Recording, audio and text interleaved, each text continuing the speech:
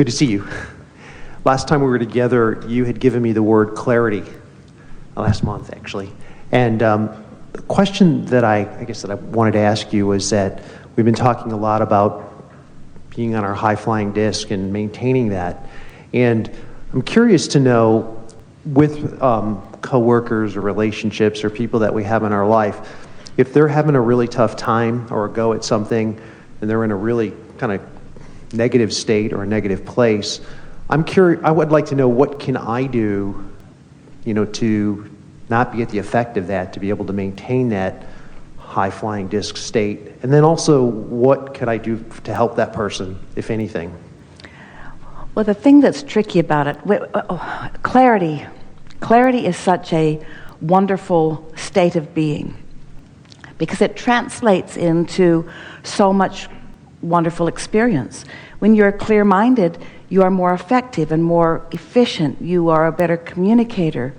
In other words, clarity really means aligned.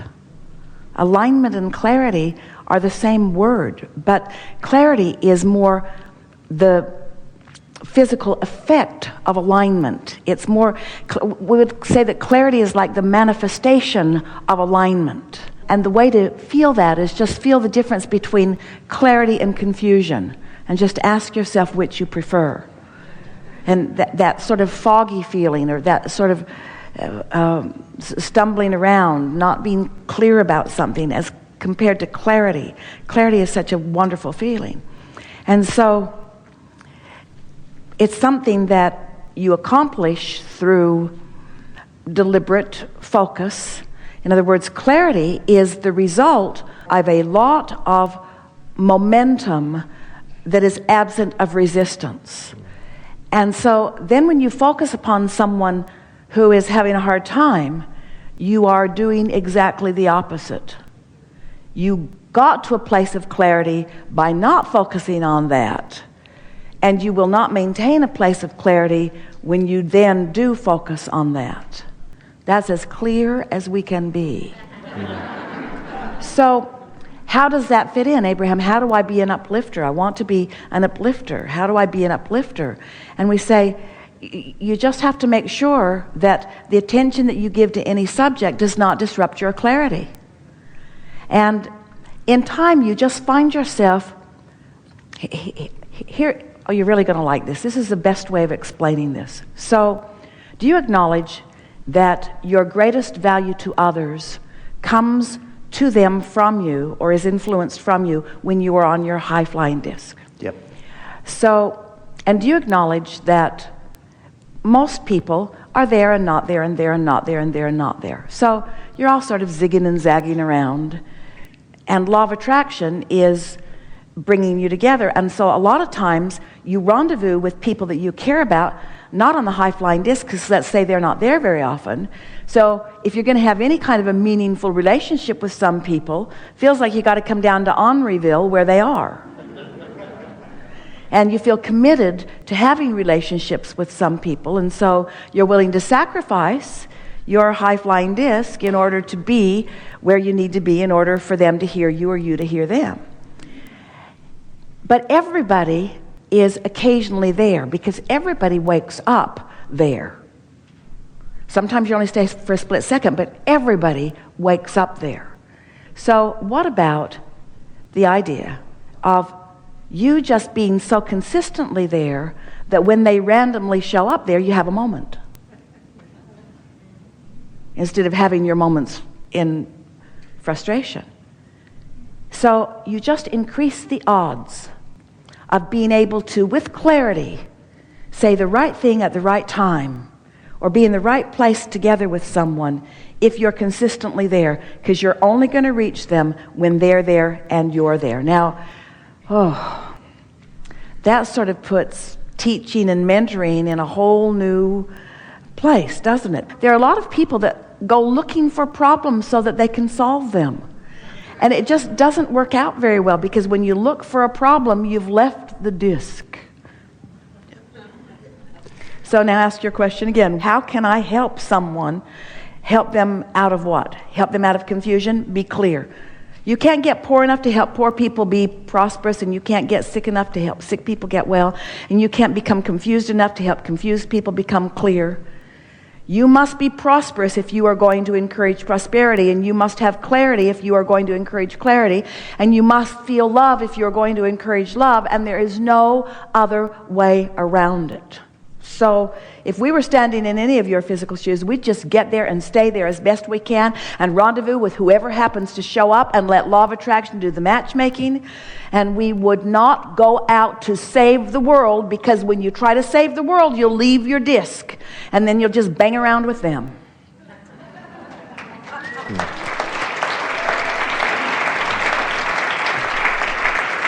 And no one wants to hear that. In other words, Esther knows that in her times of sadness and discouragement, once Jerry made his transition, that there were many people who were in their high-flying place that reached out to her, and she appreciates that they reached out. But they never connected with her unless she was in the vicinity. And she took that as her complete responsibility, you see. Do you ever like to be felt sorry for? Mm-hmm. Do you ever want to be caught in your diminished moment? Do you want to be caught in your mistakes or caught in your down moments? You don't. You want the spotlight shined on you when you are at your best, you see. And you want to shine the spotlight on others from being at your place of being at your best, and when they are at their best as well. And if someone's chronically in that lower state and I maintain that higher state, then they're not very much in your life, are they? Because law of attraction doesn't put you together. And right. If you get together a lot, then your first two statements cannot be accurate. If they're chronically there, and you're chronically not, and you're chronically together, somebody's chronically not where they chronically think they are. Yeah.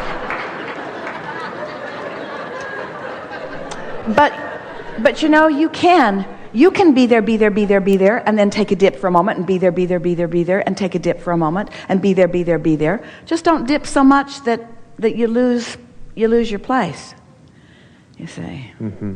So we're not asking you to not help people. We're asking you to get on your high-flying disc and then think about them.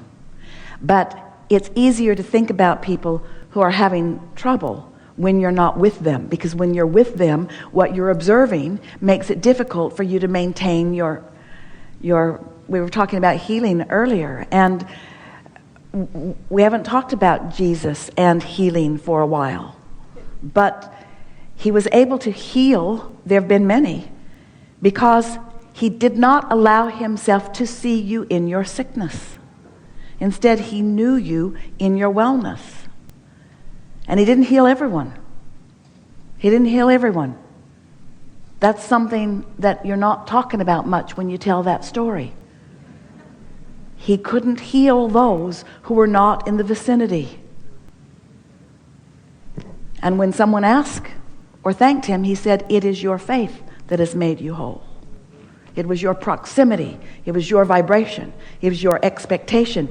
It was your belief in me, maybe," is what he was saying. But something happened to change your vibration to a frequency that allowed for a moment the dog to get up. Yeah. Really good. Something more?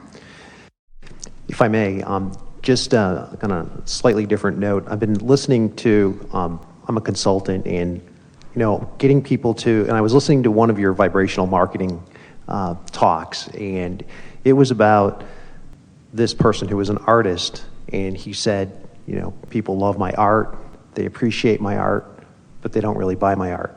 And you said you're affirming exactly what's happening.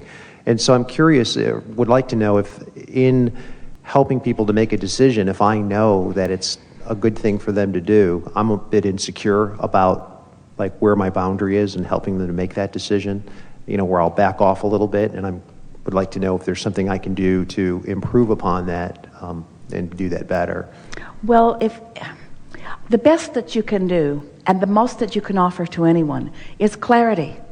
So when you focus upon something and you feel sure about it, then speak from your place of clarity. But of course, they have to rendezvous with you there. It's such an interesting thing. Alignment itself is rendezvousing with another mind. It's just rendezvousing with very certain mind, with a very sure mind, with a very mind of well-being, you see. So if you are consistently on your high-flying disc, when you offer encouragement of any kind to anyone, you're giving them the best that you can give them. And they'll hear it or they won't hear it, but you're giving them the best that you can give them. The question that we are hearing from you, we hear it often, is how can I help people to help themselves? How can I help people be in a better place? How can I help people to solve their problems? How can I help people feel better? And we say, there's only one way of doing that, and that is you have to feel good yourself and see them as you want them to be. And so it could be helpful if you would do some imagining of people connecting to their broadest, sourciest of resources and before they make decisions. Quite often, when you're a consultant or a mentor or a teacher or a healer or a doctor or anyone that someone is looking to for guidance, so often they come to you in their weakness. Mm-hmm. They come to you because they're uncertain. They come to you because they're not clear. They come to you because they aren't clear and they want somebody who is. And so be clear. Tell them what you know. Tell them how you feel. Tell them what you're doing. Tell them what you'd do if you were standing in their physical shoes. And then say to them, but you got to feel like doing it. Because they can't, and this is the big thing. This is what you've learned. This is what your life experience has shown you. We love saying this to all of you. You can get into clarity, and you can advise someone about what you would do, and they might take the action because you told them to do it, but they won't get the results unless they're in the vibration that you are. Isn't that interesting? People say, just tell me what to do. And what you want to say is, oh, first I want to tell you how to feel. But just tell me what to do. I don't have time for that. Just tell me, what would you do? I'd get on the high-flying disc. Don't give me that. Don't give me that airy-fairy stuff. I don't want to hear that. I want to know what you would do. But you have to understand, you say to your client, what I do from my high-flying disc, even if you do exactly the same thing that I did from my high-flying disc and you do it from your disc of fear or worry, you'll get different results than I did. Even if you do exactly the same thing, because it's not about what we do, it's about how we vibe. It's about how we feel. It's about the goodness that we let in.